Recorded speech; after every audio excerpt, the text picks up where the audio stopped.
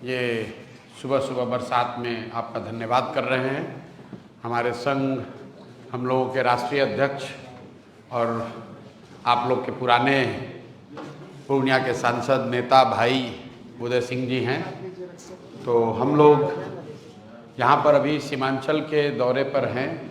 जैसा कि आपको पता है, बिहार बदलाव यात्रा के क्रम में हम लोग पूरे बिहार में जो पिछले 2-2.5 बरस हम लोग पैदल चलकर गांव-गांव जाकर जनसुराज की जो एक व्यवस्था, इसकी परिकल्पना, इस विचार से लोगों को अवगत कराया गया, जिसके जरिए 1 करोड़ से ज़्यादा लोग एक साथ आकर 2 अक्टूबर 2024 को उन्होंने दल बनाया। 2 अक्टूबर के बाद से करीब 6-7 महीने तक हम लोग का पूरा फोकस जनसुराज के राजनीतिक संगठन और उसके ढांचे को मजबूत करने में लगा रहा है। अभी मैं आपको विश्वास के साथ कह सकता हूं कि 2.5-3 साल के इस प्रयास के बाद आज जनसुराज बिहार में सबसे बड़ा राजनीतिक संगठन है।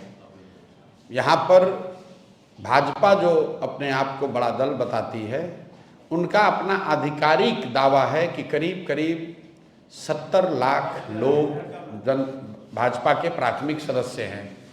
जनसुराज में अभी करीब 1.25 करोड़ लोग जनसुराज में उसके प्राथमिक संस्थापक सदस्य हैं या प्राथमिक सदस्य हैं, और हर महीने औसतन 3.5 से 4 लाख लोग बाजाब्ता पैसा देकर जनसुराज की सदस्यता ले रहे हैं।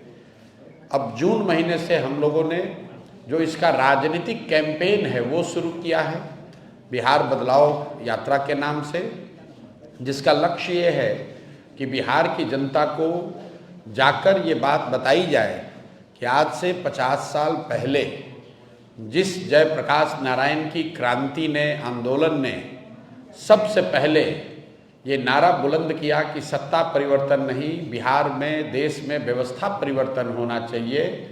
जिस संपूर्ण क्रांति की बात जयप्रकाश नारायण जी ने कही, उसका परिणाम रहा कि देश के कई हिस्सों में सत्ता का परिवर्तन भी हुआ और व्यवस्था का भी परिवर्तन हुआ। लेकिन दुर्भाग्य से बिहार में सत्ता का परिवर्तन तो हुआ, लेकिन व्यवस्था में कोई परिवर्तन नहीं हुआ। ये मैं क्यों कह रहा हूँ? वो इसलिए कि जब ये आंदोलन जयप्रकाश जी का हुआ तो आप आंकड़ों को देखेंगे तो 1975-77 के ज़माने में भी देश का सबसे गरीब और पिछड़ा राज्य बिहार था। 1990 में जब लालू जी मुख्यमंत्री बने तो भी देश का सबसे गरीब और पिछड़ा राज्य बिहार ही था। 2005 में जब नीतीश जी मुख्यमंत्री बने तो भी देश का सबसे गरीब और पिछड़ा राज्य बिहार था। और दुर्भाग्य देखिए कि आज 20 बरस नीतीश जी के मुख्यमंत्री रहने के बाद भी देश का सबसे गरीब, पिछड़ा, अशिक्षित, पलायन वाला राज्य बिहार ही है। और यहाँ पर पिछले 20 बरस में 18-17 बरस भाजपा और एनडीए की सरकार रही, भाजपा नीतीश जी सरकार में रहे। क्यों इसका महत्व है, इसको आप जरा समझिए। आपने प्रधानमंत्री मोदी जी का भाषण सुना होगा, वक्तव्य सुना होगा, जिसमें वो अक्सर बताते हैं कि 2002 में जब वो गुजरात के मुख्यमंत्री बने तो गुजरात भूकंप की चादर, ये उनके शब्द हैं, भूकंप की चादर ओढ़ के सोया हुआ था, बहुत परेशानी थी। जब मुख्यमंत्री बने तो मोदी जी के शब्दों में लोगों ने उनको कहा कि मोदी जी कुछ हो चाहे नहीं, कम से कम इतनी व्यवस्था कीजिए कि रात में, शाम में जब लोग पढ़ाई करें, खाना खाएं तो बिजली घर में आए। फिर मोदी जी के ही शब्दों में 10 बरस में, 12 बरस में गुजरात में इतनी तरक्की हुई कि पूरे देश में भाजपा और मोदी जी ये कह रहे हैं कि गुजरात मॉडल जैसा विकास होना चाहिए। मैं ये बात आपको क्यों बता रहा हूँ? ये बात इसलिए बता रहा हूँ कि मोदी जी के और भाजपा के शब्दों में 10-12 साल किसी भी राज्य के भाग्य के परिवर्तन के लिए काफ़ी है, ये मोदी जी दावा करते हैं। लेकिन वही भाजपा, वही मोदी जी बिहार में 20 बरस से शासन में हैं और बिहार जहां 2005 में खड़ा था वहीं पर आज भी खड़ा है। इसलिए बिहार में बदलाव हो, एक नई व्यवस्था बने, लालू जी के डर से मोदी और मोदी के डर से लालू जी को वोट देने की जो राजनीतिक बंधुआ मजदूरी है ये खत्म हो। इसी के लिए सिताब दियारा से, जेपी के जन्मभूमि सिताब दियारा से मैंने यात्रा शुरू की और कोशिश कर रहे हैं कि बिहार के हर विधानसभा, हर प्रखंड तक पहुंचा जाए। लोगों को एक बार इस बात के लिए सजग किया जाए, जागृत किया जाए कि भाई तुमने जाति पर वोट देकर देख लिया, हिंदू मुसलमान बनकर वोट करके देख लिया, नाली गली के लिए वोट कर लिया, मंदिर मस्जिद के लिए वोट कर लिया, 5 किलो अनाज के लिए वोट दे दिया, लालू नीतीश मोदी के लिए वोट दे लिया। एक बार जगो, बिहार में व्यवस्था परिवर्तन के लिए अपने बच्चों के लिए वोट दो, अपने बच्चों की शिक्षा और रोजगार के लिए वोट दो, ताकि बिहार में भी शिक्षा हो, बिहार में भी रोजगार हो, और सबसे बढ़ के जो जन स्वराज का एजेंडा है, बिहार से होने वाला पलायन बंद हो। जो 50 लाख लोग आज गरीबी और मजबूरी में अपना घर, परिवार, गांव, जिला छोड़कर बाहर चले गए, वो 10-12 हज़ार के लिए अपने परिवार के साथ रहना उनको सुलभ नहीं है। वैसे लोगों को साल भर के अंदर बिहार में वापस लाया जाए, उनको 10-12 हज़ार का कम से कम रोजी रोजगार की व्यवस्था की जाए। इसी संकल्प को लेकर हम लोग ये प्रयास कर रहे हैं। अब आपके जो सवाल हैं मुझसे या राष्ट्रीय अध्यक्ष जी से, तो आप कृपा करके वो सवाल पूछ सकते हैं। बहुत बहुत धन्यवाद। इन दिनों सीमांचल में जो काफी फर्जी वोटर आईडी मिल रहा है, क्या लग रहा है कहाँ चूक हुई? देखिए, ये वोटर आईडी का जो बखेड़ा है, ये अभी शुरू हुआ है पिछले 2-3 हफ्तों से। एक बात समझने की है, वोटर आईडी कौन बनाता है? वोटर लिस्ट बनाने की जिम्मेवारी चुनाव आयोग की है, जो एक संवैधानिक संस्था है। वो हमारे आपके या किसी दल के अधीन नहीं है। हर साल उनका काम है कि जब भी चुनाव हो तो एक संशोधित वोटर लिस्ट बने, उसकी शुद्धता, उसकी स्वच्छता बनाए रखना चुनाव आयोग का काम है। अभी 1.5 वर्ष पहले बिहार में चुनाव हुआ, पूरे देश में चुनाव हुआ। उसी वोटर लिस्ट से देश की पार्लियामेंट का जो सबसे बड़ा सदन है, इस देश का लोकतंत्र का सबसे बड़ा मंदिर है, जिसके जरिए यहाँ के प्रधानमंत्री का चुनाव हुआ है, उसी वोटर लिस्ट से उनका चुनाव हुआ। अब आप कब बता रहे हैं कि वो वोटर लिस्ट फर्जी है, तो क्या चुनाव आयोग ये स्वीकार करने को तैयार है कि जो पार्लियामेंट का चुनाव हुआ, जिसमें मोदी जी प्रधानमंत्री बने, वो वोटर लिस्ट सही नहीं था? क्या वो फर्जी लोगों के वोट से बने? और अगर लोकसभा चुनाव के बाद से फर्जी लोग आ गए, जैसा कि बताया जा रहा है सूत्रों के हवाले से कि नेपाली और बांग्लादेश के बहुत सारे लोग बिहार में वोटर लिस्ट में अपना नाम घुसा लिए हैं या बिहार में आके रह रहे हैं, तो इसका दोष, इसका जवाब भी एनडीए की सरकार को ही देना होगा। क्योंकि लोकसभा चुनाव के बाद बिहार में मोदी जी की और नीतीश जी की ही सरकार है, तो आपने ये कैसे अलाउ किया कि बांग्लादेश से लोग आकर यहाँ रह रहे हैं? आपका प्रशासन क्या कर रहा है? आप अगर नेपाल से लोग आकर बिहार में वोटर लिस्ट में नाम जोड़ रहे हैं, तो बिहार सरकार की पुलिस और प्रशासन क्या कर रहा है? तो भैया किसी भी तरीके से वो आर्गुमेंट देंगे, ये यही साबित होगा कि गलती उनकी है। ये पूरा बखेड़ा इसलिए खड़ा किया गया है कि एनडीए को, सत्तारूढ़ दल को ये डर सता रहा है कि 30-35 बरस के बाद बिहार में लोगों को एक नया रास्ता दिख गया है, और खासकर उन लोगों को जो प्रवासी मजदूर हैं, जो गरीब हैं, जो इस व्यवस्था से के मारे हुए लोग हैं, जिनको इस व्यवस्था और इस भ्रष्टाचार से की वजह से जिनका जीना दूभर है, जो जानते हैं वो कभी भाजपा को, लालू को वोट नहीं देना चाहते हैं, अब लेकिन मजबूरी में देना पड़ता था, उनके सामने एक जन स्वराज का नया रास्ता, नया विकल्प मिल गया है। तो अब भाजपा वाले, एनडीए वाले कोशिश कर रहे हैं कि इस तरह के युवा, इस तरह के प्रवासी मजदूर या समाज के वो वर्ग जो भाजपा एनडीए के खिलाफ वोट देने वाले हैं, उनको वोटर लिस्ट के शुद्धता के नाम पर उनको परेशान किया जाए, और जहां तक हो सके उसका नाम काटा जाए। मेरा आपके माध्यम से लोगों से एक अपील है, आप घबराइए नहीं, कोई चुनाव आयोग आपका नाम नहीं काट सकता है। सुप्रीम कोर्ट का जजमेंट है, चुनाव आयोग को नागरिकता जांचने और तय करने का कोई अधिकार नहीं है। आप लोग भी ये समाज को जगाइए, बताइए, चुनाव आयोग को नागरिकता तय करने का अधिकार ही नहीं है। वो सिर्फ ये कह सकते हैं कि आप वो डॉक्यूमेंट लाइए जिससे कि वोटर लिस्ट में आपका नाम ऐड किया जा सके। आपका नाम काटना, आपका राशन पानी बंद करना, आपकी सरकारी व्यवस्था से मिलने वाली मदद को बंद करना, ये चुनाव आयोग के अधिकार क्षेत्र के बाहर का बात है। तो थोड़ी परेशानी जरूर हो रही है, लेकिन लोकतंत्र है, इसमें लड़ना ही पड़ेगा। लड़कर लोगों को अपना हक लेना पड़ेगा, और वोट का अधिकार सबसे बड़ा अधिकार है, इसको किसी को नहीं छोड़ना है।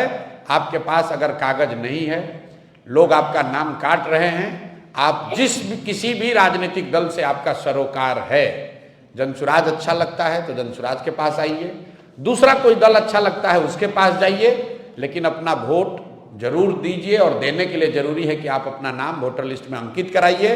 अगर आपकी पूरी क्षमता नहीं है तो जो राजनीतिक दल हैं वो आपकी आवाज बनेंगे, आपकी मदद करेंगे। बिहार का हर शहरी, हर नागरिक, उसकी जिम्मेवारी है कि वोटर लिस्ट में उसका नाम रहे, वो वोट करे, ताकि बिहार में लोकतंत्र को जिंदा रखा जाए। और जो भाजपा और एनडीए के लोग चुनाव आयोग के जरिए पिछले दरवाजे से जीत हासिल करना चाहते हैं, उनके मंसूबों को कामयाब नहीं होने दिया जाए। प्रशांत जी, दिलीप जायसवाल जो भाजपा के प्रदेश अध्यक्ष, उनके जो आपने आरोप लगाया था मेडिकल कॉलेज ब्रीफली है क्या? चलिए बोलिए बीजेपी के, हाँ जी, बोलिए बीजेपी के प्रदेश अध्यक्ष पे जी आपका कि वो मेडिकल कॉलेज को, माइनॉरिटी के मेडिकल कॉलेज को कब्जा कर लिया जी। बात सामने आया कि जिस गुरदयाल सिंह को लेके आपने प्रेस कॉन्फ्रेंस किया है जी, उसको करतार सिंह अपने जीवित रहते हुए 2018 में ही उस ट्रस्ट से हटा जी। दिया, जिसकी बात जो है वो सुप्रीम कोर्ट में चल रही है। जी, मेरे भाई, बड़ा अच्छा लगा कि आप पत्रकार होकर इतने सजग हैं कि आप इन चीज़ों को फॉलो कर रहे हैं।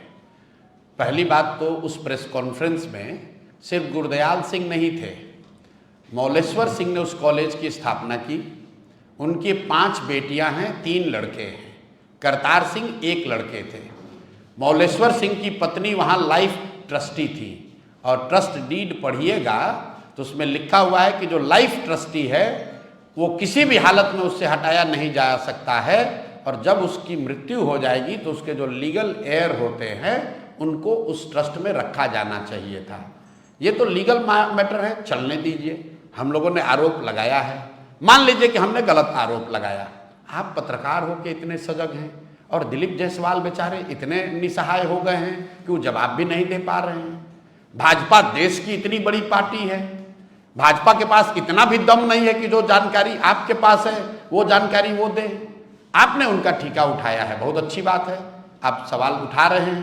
तो मेरे भाई फिर से दोहरा देते हैं, दिलीप जायसवाल ने उस कॉलेज में, जिसमें कि वो क्लर्क थे, जो सिखों का माइनॉरिटी का कॉलेज है, जिसमें 20 से ज़्यादा सिख उस समय ट्रस्ट के मेंबर थे, उस जितने भी ट्रस्ट के चलाने बनाने वाले लोग थे, उन सब को हटा के दिलीप जायसवाल जो सिख नहीं हैं, ये कैसे उसके मैनेजमेंट में आ गए, इसका जवाब आप हमको दीजिए। आप क्या दीजिएगा? दिलीप जायसवाल दें, जो भी उनके सलाहकार हैं वो दें। दूसरी बात, उस कॉलेज में 50 से ज़्यादा बिहार के अलग अलग दलों के नेताओं के परिवार के लोग मैनेजमेंट कोटा से जगह पाकर मेडिकल की डिग्री उन्होंने हासिल की है। तो किस आधार पर उन 50 नेताओं के बच्चों को उसमें एडमिशन दिया गया, ये बता दीजिए।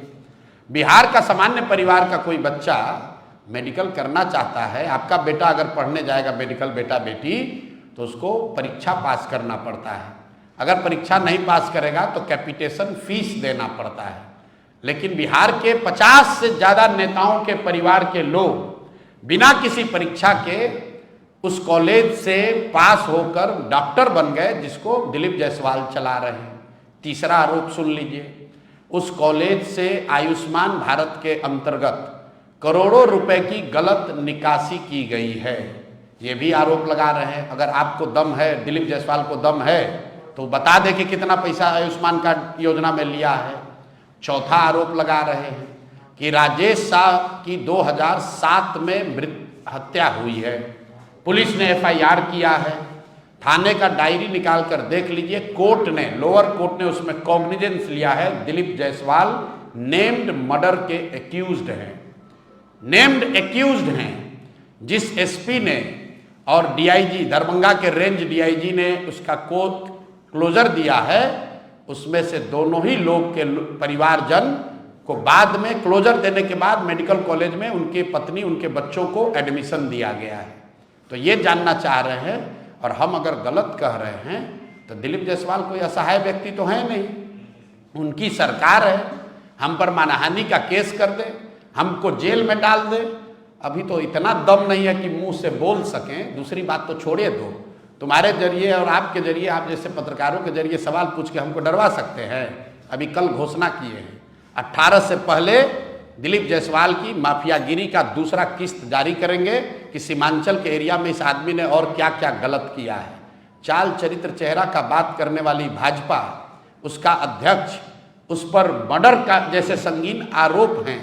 आप केस डायरी मैनेज करते हो, कोर्ट को मैनेज करते हो, सिखों के कॉलेज को कब्जा किए हो और समझते हो कि प्रशांत किशोर डर जाएगा।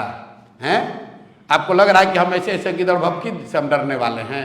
इनकी हालत तो ये है कि लालू जी जैसे व्यक्ति, जिसको कोर्ट ने चारा मामले में दोषी करार दिया, उनको भी अगर आप कहते हैं कि आपने एनिमल हस्बेंड्री में गलती किया, उनके पार्टी वाले भी जवाब देते हैं। दिलीप जायसवाल का मुंह अभी तक खुला नहीं है, डर के मारे, और आप जैसे साथियों की मदद से भी नहीं बेचारे बोल पाएंगे। भाजपा का 19 गो प्रवक्ता है, उनका हिम्मत नहीं है कि एक आदमी जवाब दे दे। जब प्रशांत किशोर ने बोला है तो हम बिहार के छुटभैया नेता नहीं हैं। एक एक फैक्ट, एक एक डेटा, एक एक कागज बनाकर रखे हैं। दिलीप जायसवाल को जवाब देने दीजिए। पहले तो वो जवाब दे नहीं पाएंगे, अगर देंगे तो उसका पूरा समुचित उपाय दिया जाएगा। जिस फर्जी आदमी की बात कर रहे हो, हम गुरदयाल सिंह के स्पोक्स पर्सन थोड़ी ना है भाई। उसी प्रेस कॉन्फ्रेंस में मौलेश्वर सिंह की बेटियां भी बैठी हुई थी, जो आपको शायद नहीं दिखा। उसी मौलेश्वर सिंह की 5 बेटियां हैं, और पांचों करतार सिंह से पहले, आपको अगर जानने की इतनी अगर इच्छा है तो करतार सिंह से पहले उस कॉलेज के कर्ता धर्ता के तौर पर मौलेश्वर सिंह की बेटी थी, जो चंडीगढ़ में रहती है, जो उस कॉलेज को चलवाती थी। ठीक है ना? तो पूरी जानकारी मेरे भाई इकट्ठा कर लो, फिर आकर सवाल कीजिएगा। सवाल करना आपका काम है, पत्रकार आप कर सकते हैं, लेकिन तैयारी पूरा करके आइए। ठीक है ना? पूरी तैयारी करके आइए, तब मजा आएगा आप सवाल का जवाब देने में। बिहार सरकार ने कैबिनेट से मंजूरी दी है कि 1 करोड़ लोगों को पिछले अगले 5 वर्षों में नौकरी और रोजगार दिया जाए। अच्छी बात है। ये विजन आपका भी है? बिल्कुल ना, मेरा ये विजन नहीं है। हमने कभी आज तक ये नहीं कहा। हम तो मन से कहते हैं कि भाई हम सरकारी नौकरी नहीं दे सकते। पूरे बिहार में नीतीश बाबू कितने दिन से मुख्यमंत्री हैं? 20 साल से। आज बिहार में टोटल मुख्य चपरासी से लेकर मुख्य सचिव तक, संविदा कर्मी इंक्लूडेड, सारे लोगों की संख्या की गणना कीजिएगा तो कुल 23.25 लाख लोग ही सरकारी नौकरी बिहार में करते हैं। तो भैया 20 बरस नीतीश कुमार का, 15 बरस लालू यादव का और 40-45 बरस कांग्रेस का, ये तीनों जोड़ दीजिएगा तो 23.25 लाख लोगों को ही सरकारी नौकरी बिहार में आज मिलती है। मेरा आंकड़ा नहीं है। कंट्रोलर ऑफ ऑडिटर जनरल जब लोगों को सैलरी मिलती है तो सीएजी उसको ऑडिट करता है। जाकर सीएजी का रिपोर्ट जाकर पढ़ लीजिए। तो जिस राज्य में 75 साल में 23.25 लाख नौकरी मिला, वहां पर तेजस्वी यादव कहते हैं कि हम 10 लाख नौकरी दे दिए, और नीतीश कुमार कह रहे हैं हम 1 करोड़ नौकरी दे देंगे। तो 2 सवाल है मेरा भाई कि चलिए मान लिए हम आज से ही इनको अकल आई है, तो अगर 5 बरस में 60 बरस में 1 करोड़ नौकरी दीजिएगा, मतलब हर साल 12 लाख हुआ, तो 1 महीने में 1 लाख। तो भैया अभी 3 महीना है चुनाव से पहले, छोड़ो 1 करोड़ का बात, अभी से लेके चुनाव तक 3 लाख नौकरी देके दिखा दो। अभी 1 लाख दे दो, हम लोग मान लेंगे भाई कि रन रेट शुरू हो गया। क्रिकेट मैच देखते हैं ना, 300 रन बनाना होता है तो आदमी कहता है ना कि 8 के औसत से रन बनाना है। तो अगर आपको 1 करोड़ नौकरी देनी है तो कम से कम 1 से 1.25 लाख नौकरी हर महीने देना है। चुनाव के बाद दीजिएगा कि नहीं दीजिएगा वो तो बाद की बात है, क्योंकि 20 वर्ष में तो आपने दिया नहीं। लेकिन मान लीजिए आपके पास अभी कोई आकाशवाणी हो गई, भगवान ने आपको कोई नया ज्ञान दे दिया कि अब आपको लग रहा है कि आप दे सकते हैं, तो चलिए जब जाके तभी सवेरा, अगस्त से ही चालू कर दीजिए। अगस्त में, सितंबर में, अक्टूबर में भैया 1.5 लाख नौकरी देके, 1-1 लाख नौकरी देके दिखा दो।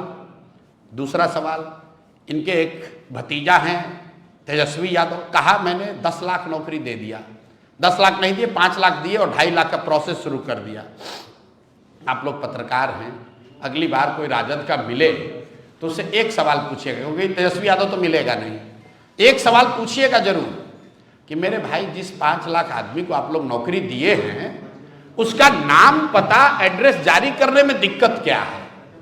भाई नौकरी तो आप ही दिए हैं, सरकार उसको सैलरी देती है, तो जिसको भी आप नौकरी दिए उसका नाम पता एगो जारी कर दो कि ये 5 लाख आदमी है जिसको नौकरी मिली है। हम लोग सब लोग मान लेंगे कि तुम्हें वो माता च पिता तुम ही वो व्यक्ति हो जो 5 लाख नौकरी दे सकता है। अरे भाई इतना फर्जीवाड़ा करने वाले ये लोग हैं कि अभी कहीं मैंने देख रहा था गाड़ी से तेजस्वी यादव घूम रहे थे तो बोला कि हम पूरे बिहार को स्कॉटलैंड बना देंगे। कभी गलती से गए होंगे स्कॉटलैंड घूमने लूट के पैसे से, तो कहता है पूरे बिहार को स्कॉटलैंड बना देंगे। आपने हमने सुना है मोदी जी ने कहा था बनारस को क्वेटो बना देंगे। तो भैया हम लोग को क्वेटो और स्कॉटलैंड नहीं बनाना है, बिहार में जीने रहने खाने की व्यवस्था हो जाए, लोगों के लिए पढ़ाई रोजगार खाना और तन पर कपड़ा हो जाए। पहले उसकी व्यवस्था तो 35 वर्ष में कर नहीं पाए, 1 करोड़ नौकरी दे देंगे, सबको 2,500 रुपया दे देंगे। अब बताइए, कल मैं पेपर में देख रहा था कांग्रेस वाले प्रचार छापे हैं 2,500 रुपया महीना देंगे। तो आप बताइए, राहुल गांधी इतने बड़े विद्वान हैं, कांग्रेस पार्टी में पी चिदम्बरम जैसे बड़े बड़े इकोनॉमिस्ट हैं, अगर 2,500 रुपया बिहार में हर महिला को दिया जा सकता है तो इतनी बड़ी योजना से कर्नाटक के महिलाओं को क्यों राहुल गांधी वंचित कर रहे हैं? भाई कर्नाटक में भी तो महिलाओं को सशक्तिकरण होना चाहिए, तेलंगाना में भी तो महिलाओं का सशक्तिकरण होना चाहिए। बिहार में तो जब सरकार बनेगी तब बनेगी। कर्नाटक और तेलंगाना की महिलाओं को 2,500 रुपया महीना जरा दे के दिखा दो।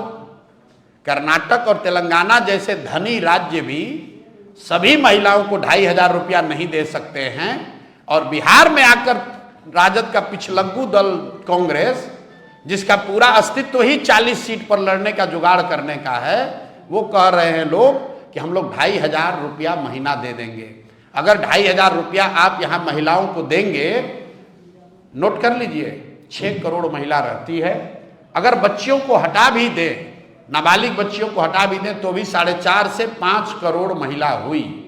अगर 2,500 रुपया हर महिला को दोगे तो 1,50,000 करोड़ रुपया हर साल, उससे ज़्यादा पैसा खर्च होगा। बिहार का उतना बजट ही नहीं है। तो हमने कल ही कहा है कि भाई चिदम्बरम जी आके, छोड़िए राहुल गांधी की तो कितनी समझ है, छोड़िए, चिदम्बरम जी एक बार पटना आ जाए और वो बिहार की जनता को एक्सप्लेन कर दे कि ये 1.5 लाख करोड़ रुपया आएगा कहाँ से। अगर चिदम्बरम जी सब इसको एक्सप्लेन कर दे, हम मान लेंगे कि हाँ भाई ये आरजेडी कांग्रेस की सरकार ये कर सकती है।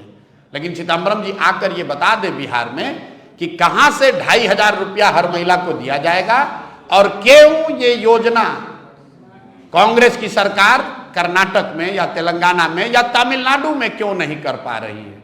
ये चिदम्बरम आकर बता दे, बिहार की जनता मान लेगी।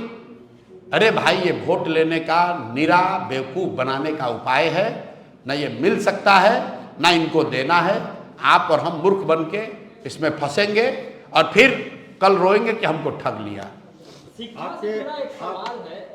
आपके कई ऐसे कार्यकर्ता जो खुद को भावी उम्मीदवार कहते हैं, महीनों से वो क्षेत्र में काम करते थे और उन्होंने अब पार्टी छोड़ दी आपकी जी, ठीक है। उनका ये कहना है, उनका इल्जाम है आपके ऊपर कि आपकी नीति बदल गई। जो नीति आपकी पहली थी, स्वच्छ छवि, साफ सुथरी राजनीति, सही लोग, सच्ची बात, ये आप इससे डिग गए हैं, उस प्लेटफॉर्म पर नहीं है। चलिए, इसलिए क्योंकि उन्होंने एक एग्जांपल दिया है कन्हैया कुमार का, कि कन्हैया कुमार जो एक दागी आदमी है, कन्हैया कुमार, सॉरी मनीष कश्यप, अच्छा, जो दागी आदमी है उसको आपने पार्टी में लिया, और कन्हैया कुमार की भी बात मीडिया में चल रही है कि कन्हैया कुमार भी आने वाले हैं। तो कन्हैया कुमार भी दागी आदमी हैं? अच्छा, चलिए आप ही की बात से शुरू करते हैं। कम से कम आपने ये तो कहा कि पहले हमारा रास्ता ठीक था, इतना तो मान रहे हैं। जो छोड़ कर गया ये भी इतना तो मान रहा है कि हमारा रास्ता ठीक है।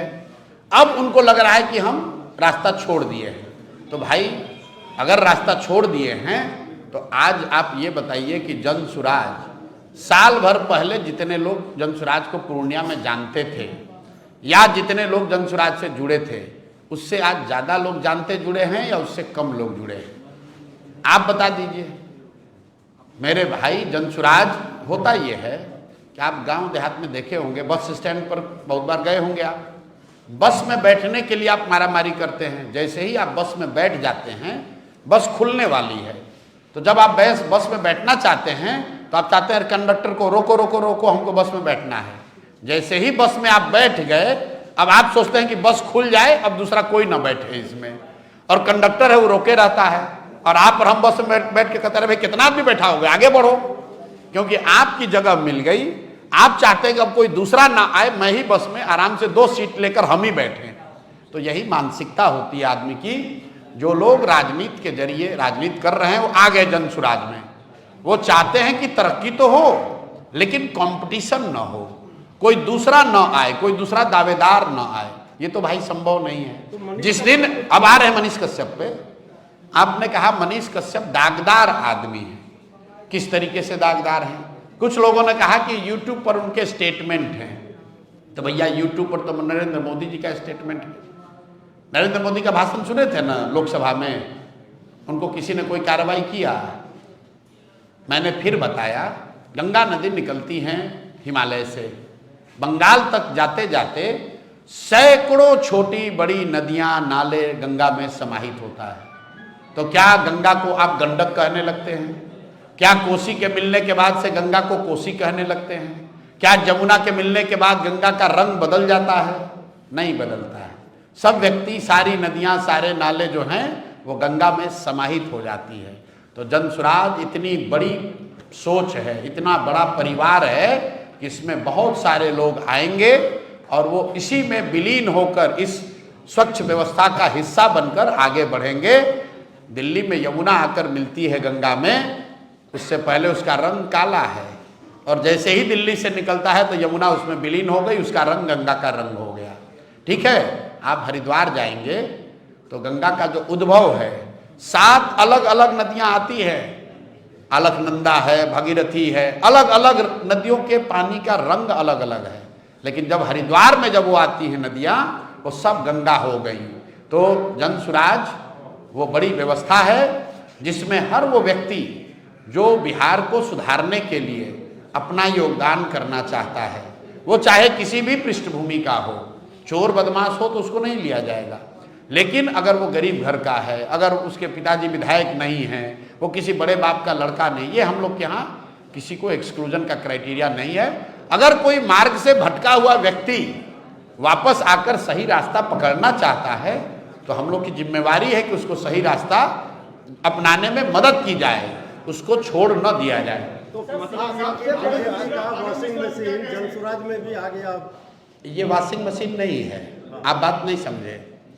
अगर आप गांधी को जानते पढ़े लिखे हैं, गांधी को आपने पढ़ा है, तो ये गांधीवाद है कि अगर कोई व्यक्ति अपना रास्ता रियलाइज करे कि मैंने से गलती हो गई, तो ये चाहे आप गांधी को मानते हैं तो भी ये गांधी का रास्ता है, अगर आप सनातन को मानते हैं तो भी ये रास्ता है, अगर आप इस्लाम को मानते हैं तो भी ये रास्ता है, क्योंकि हर व्यक्ति को सुधारने का, प्रायश्चित करने का अवसर मिलना चाहिए अगर वो ईमानदारी से अपनी गलती मानकर सुधार करना चाहे। अब अगर वो जनसुराज में आने के बाद भी गलती करेगा और तब हम लोग कार्रवाई नहीं करेंगे तो आप जरूर उंगली उठा सकते हैं। Thank you. बेरोजगारी और पलायन की बात तो सभी करते हैं। भ्रष्ट लोगों के लिए जो भ्रष्टाचार में संलिप्त हैं, चाहे कहीं की बात आप करें, जिस बात को प्रशांत किशोर जी जिस बात को आपको समझाने की कोशिश कर रहे हैं कि कोई विचार के आधार पर किसी और विचार को वो फॉलो कर रहा हो और उसे रियलाइज हो जाए कि वो विचार ठीक नहीं था और वो जनसुराज में आकर जनसुराज के विचारों को वो आगे बढ़ाना चाहे, तो हमें तो स्वागत करना चाहिए। इससे बीजेपी की वॉशिंग मशीन से इसका कोई मतलब नहीं। Thank you sir. ना, वॉशिंग मशीन जो सब ठीक कर रहे हैं, वॉशिंग मशीन तो इसलिए कि आप सरकार में हैं, उस पर सीबीआई का केस किए, अब फिर उसको लाकर और कह दिए कि अब ये क्लीन चिट सीबीआई से दिलवा दिया। तो हम लोग के पास तो सरकार वाला डिटर्जेंट है नहीं, हम लोग तो सरकार में नहीं हैं, हम लोग किसी को कुछ दे नहीं सकते हैं, सिर्फ उसको रास्ता बता सकते हैं कि ये रास्ता अच्छा है, और जो आदमी वो रास्ता पकड़ना चाहता है उसका स्वागत है। बेरोजगारी और पलायन की बात तो सभी कर रहे हैं। प्रिंसिपलों की जो नियुक्ति है डिग्री कॉलेजों में वो ड्रॉ के माध्यम से की जा रही है। गलत है, लेकिन इस पर गवर्नर साहब का बयान आया है, आपने सुना होगा। गवर्नर साहब ने प्रेस में कहा कि इतना ज़्यादा प्रेशर है, इतना ज़्यादा इसमें भ्रष्टाचार है कि इससे बचने के लिए मैंने ड्रॉ वाला सिस्टम बनाया है। तो एक तरह से इस राज्य का सबसे बड़ा संवैधानिक पद पर बैठा हुआ व्यक्ति ये स्वीकार कर रहा है कैमरे पर कि यहाँ इतना भ्रष्टाचार है कि कोई निर्णय लेना संभव ही नहीं है, लॉटरी के आधार पर इसलिए निर्णय लिया गया है। बिल्कुल गलत है। पटना साइंस कॉलेज जैसे बड़े कॉलेज में कोई होम साइंस पढ़ाने वाले टीचर या प्रोफेसर को प्रिंसिपल बना देना, ये 150 साल में पहली बार हुआ है। ये बिहार की स्थिति के शिक्षा के लिए बहुत घातक है। मुख्यमंत्री के दावेदार हैं जनसुराज इस बार व्यवस्था परिवर्तन का वाहक है, और जनसुराज में इतने लोग हैं कि जीत कर अगर आने की क्षमता हम लोग में है, तो हम लोगों में ये भी क्षमता है कि जीत कर आने के बाद दल का नेता तय कर लिया जाएगा, और जब तय किया जाएगा तो आप जैसे पत्रकारों को हम लोग बुलाएंगे, उसको घोषणा भी करेंगे और हाई टी पर आपसे चर्चा भी करेंगे। बेरोजगारी और पलायन पर जो है जी, सारी पार्टियां कहती है कि हम बेरोजगारी और पलायन दूर करेंगे, आप भी कहते हैं, आप आप कहते हैं कि हम सरकारी नौकरी नहीं देंगे। बिल्कुल। तो फिर आपका क्या प्लान है, अच्छा, कैसे दूर आपका शुभ नाम सर क्या है? रवि नाम। बुरा नहीं मानिएगा, आपकी उम्र तो थोड़ी ज़्यादा अनुभवी व्यक्ति आप लगते हैं।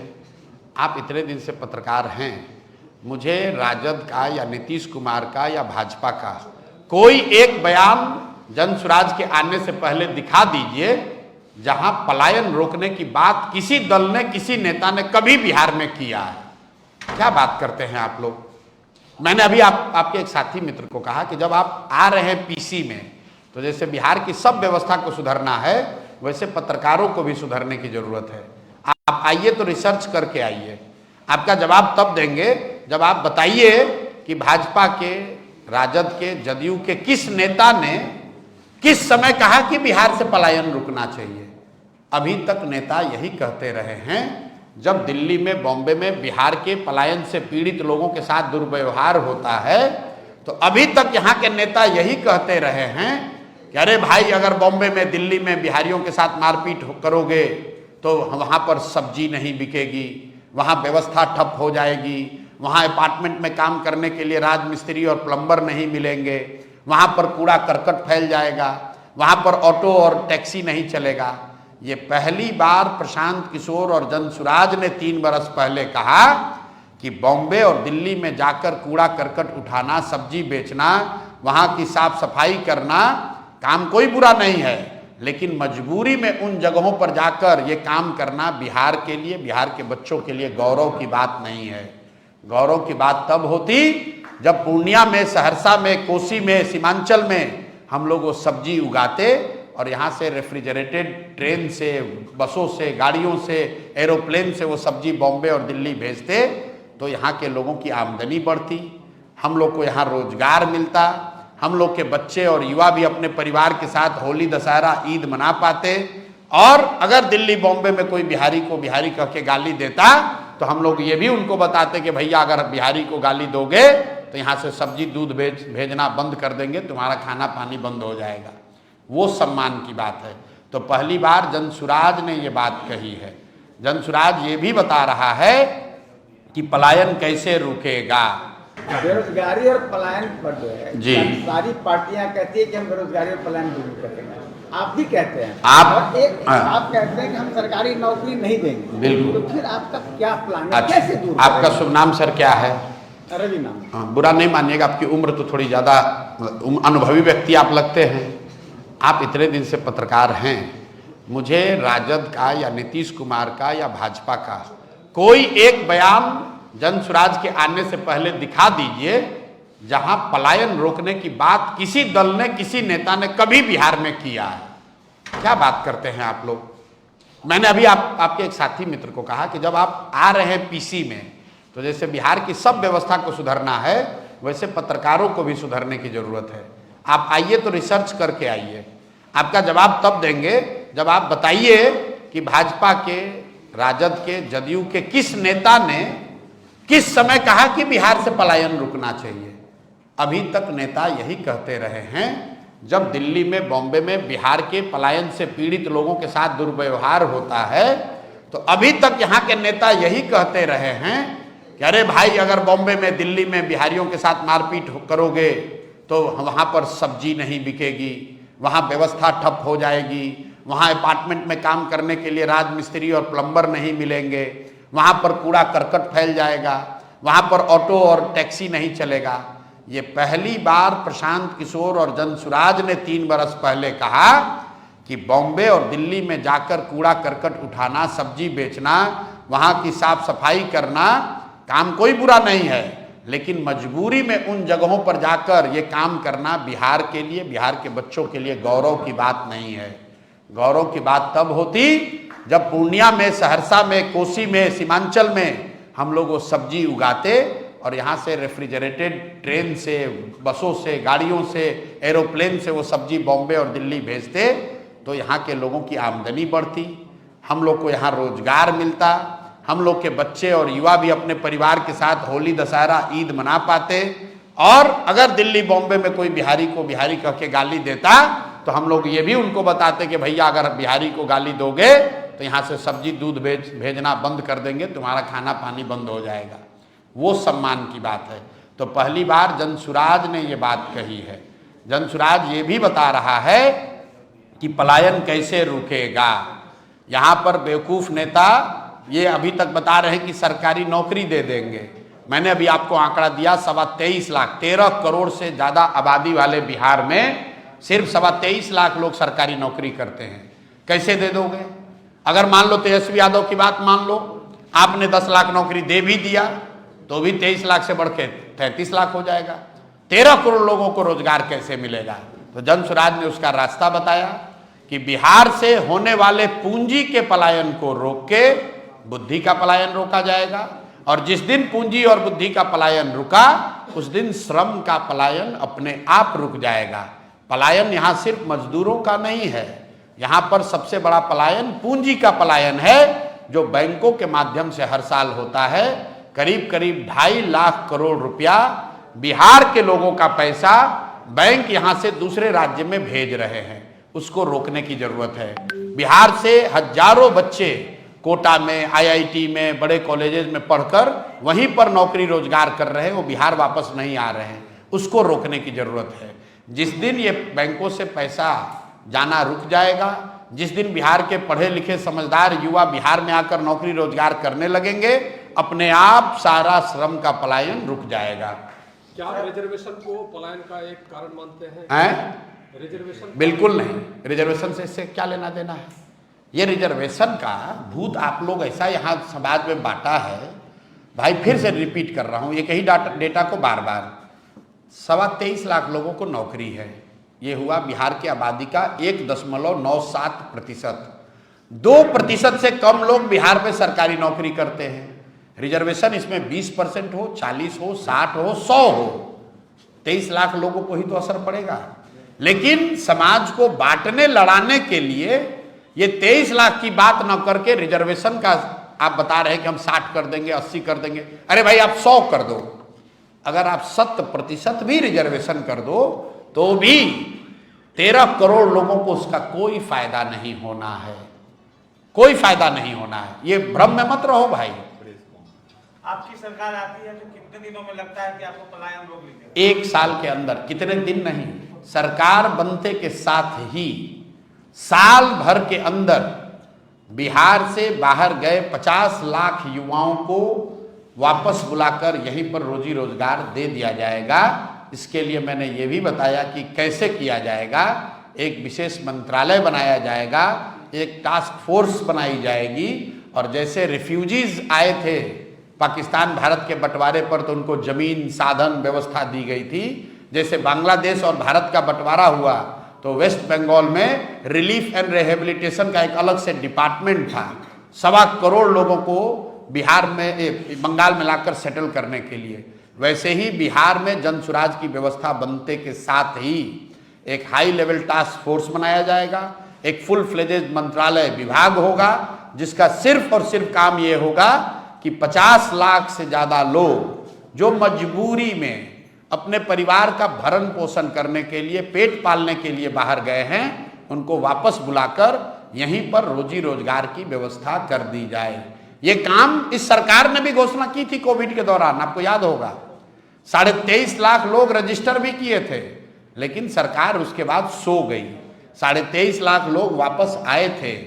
उन्होंने ये स्वीकार किया था कि हमको अगर कुछ भी व्यवस्था मिल जाए, 2 रुपया कम कमाएंगे लेकिन हम बिहार में रहेंगे।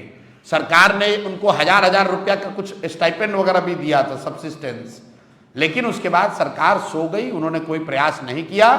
लेकिन हम लोग ने जो योजना बनाई है, पूरा फुल टाइम 24/7 पूरी व्यवस्था सबसे पहले ये लगेगी कि बिहार में पलायन को रोका जाए, हर व्यक्ति अपने परिवार के साथ रह सके, 2 रुपये कम कमाए, लेकिन उसको बॉम्बे दिल्ली में जाकर गाली न सुनना पड़े, लात जूता न खाना पड़े, कोई उसके साथ बदतमीजी न करे। बाहर लोग जाएंगे लेकिन लोग स्वेच्छा से जाएंगे, अपने मजबूरी में नहीं जाएंगे। वो व्यवस्था साल भर में यहाँ कायम कर दी जाएगी। सर, हमारा एक सवाल है कि महाराष्ट्र में जो भाषा विवाद उत्पन्न हुआ है, उसको लेकर आपकी राय? भाषा विवाद का कोई मतलब नहीं है। भाषा विवाद इसलिए उत्पन्न हुआ है क्योंकि वहाँ पर मुंबई में लोकल बॉडी का इलेक्शन है और राज ठाकरे जैसे लुम्पन एलिमेंट, इनको कोई वहाँ राजनीतिक जगह है नहीं, तो ये अपना जगह बनाने के लिए भाषा विवाद को बल दे रहे हैं। और इनके साथ उद्धव ठाकरे जो चुनाव हार गए हैं, वो दोनों एक साथ आए हैं। क्यों? क्योंकि इनका राजनीतिक भूमि खिसक गया है। तो अब राजनीति में वापस जगह बनाने के लिए दोनों भाई मिलकर ये प्रयास कर रहे हैं।